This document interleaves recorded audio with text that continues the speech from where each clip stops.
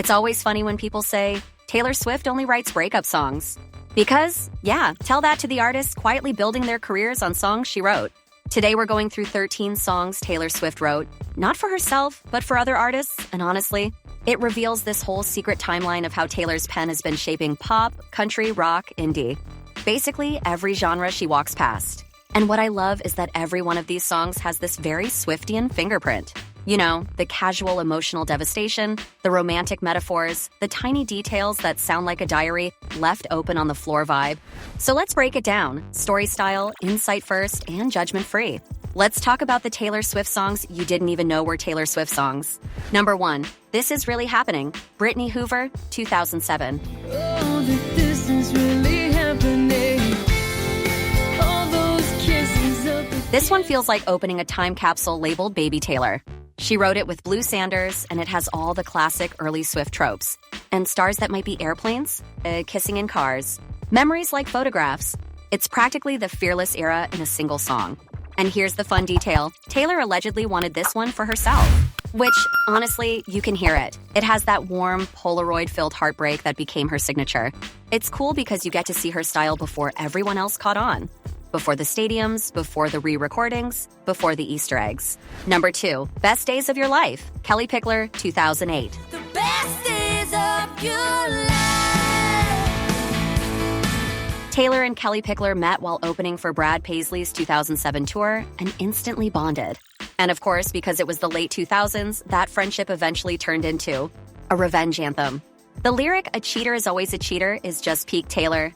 It's the ancestors of Mr. Perfectly Fine and Picture to Burn. You can actually hear her voice even when she isn't singing. This is one of those songs that reminds you that Taylor didn't just write about her own relationships. She also ghost wrote emotional closure for her friends. Number 3, You'll Always Find Your Way Back Home, Hannah Montana, the movie, 2009.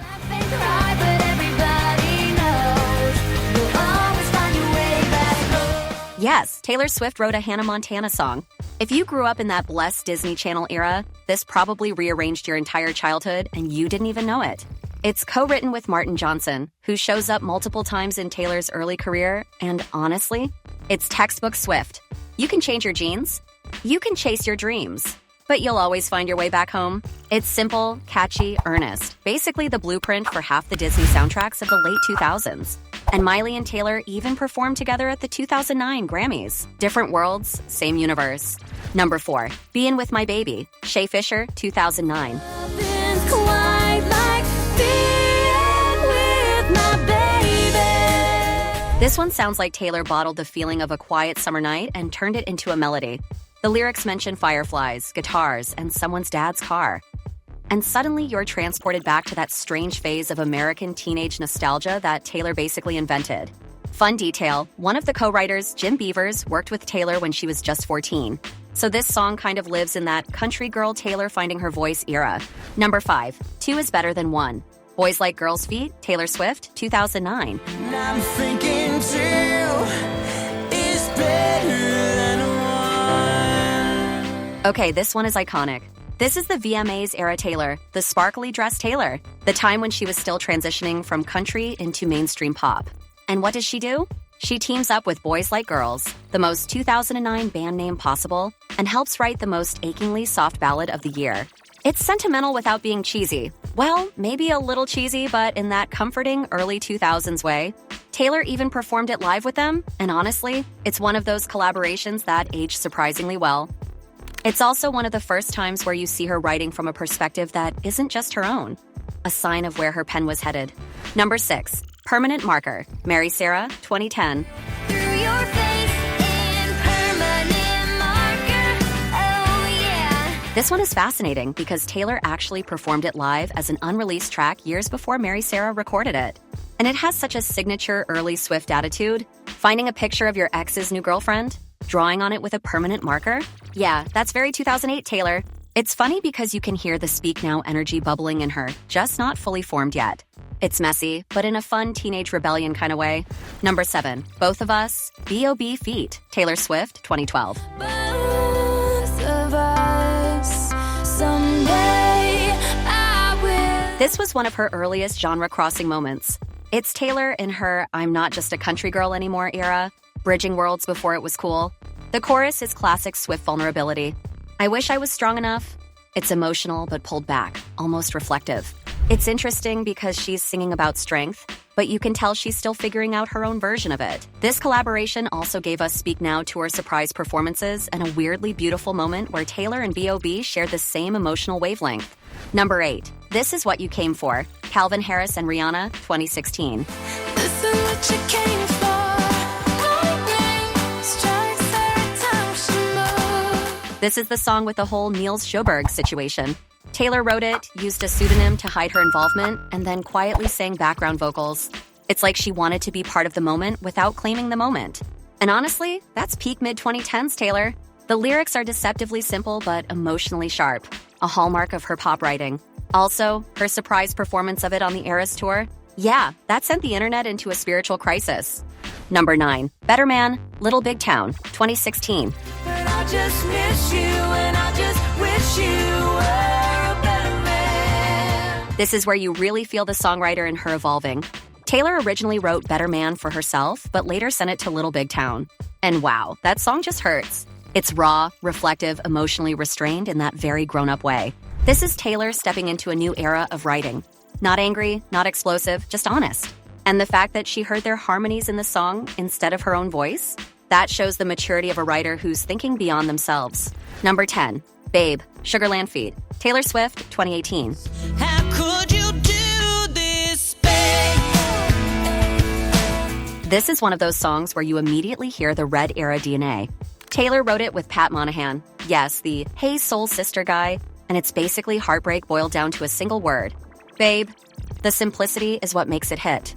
It's almost cinematic. The quiet realization, the final phone call, the emotional exhaustion. Taylor later recorded her own version for Red, Taylor's version, because of course she did. She never leaves a good song behind. Number 11. Renegade, Big Red Machine feat. Taylor Swift, 2021. You wouldn't be the first renegade to need somebody. This is the folklore Evermore brain in full force. Soft production, introspective lyrics, a painful emotional question disguised as a melody. Is it insensitive for me to say, get your sh together so I can love you? That line is so brutally honest, it almost feels like eavesdropping on a conversation you weren't supposed to hear. And of course, Justin Vernon appears, because whenever Taylor is in her cottagecore feelings, he's basically contractually obligated to show up. Number 12, The Joker and the Queen, Ed Sheeran feat. Taylor Swift, 2022. The Joker and the Queen. This is one of Taylor's warmest collabs. She and Ed have a long creative history together, and their dynamic here is softer, more mature. It's about vulnerability, trust, and letting someone actually see you. There's no bitterness, no revenge, no dramatic metaphor, just honesty. This is the kind of songwriting you get from someone who has lived through a decade of public relationships and finally feels comfortable in her own emotional space. Number 13, The Alcott, The National feat. Taylor Swift, 2023. I tell you that I think I'm falling. And now we arrive at the final form of Taylor Swift, the literary, indie folk, emotionally philosophical era. This one is haunting, minimal, poetic in a way that doesn't try too hard. It just is. Everything that's mine is a landmine. That lyric alone could cause an entire English department to start writing essays. The collaboration makes sense. The Dessner twins helped craft folklore and Evermore, and now Taylor is right at home in the national cinematic universe. So what does this all mean? Why does Taylor keep writing songs for other artists? Here's the thing. Taylor Swift isn't just a performer. She's a storyteller who occasionally lets other people borrow her storytelling voice. And these 13 songs show 3 things very clearly. 1, she adapts to other artists without losing herself. Every song still feels Swiftian, but not in a way that overshadows the original artist. 2, she writes in emotional layers. Even her simplest lyrics hold a feeling, something you instantly connect to even if you don't realize why. 3, she shapes pop culture quietly. Some of her biggest impacts didn't even come from her own albums. They came from the songs she handed to someone else. And honestly, that's what great writers do. Taylor doesn't just make music for her own world, she expands the worlds of everyone she collaborates with.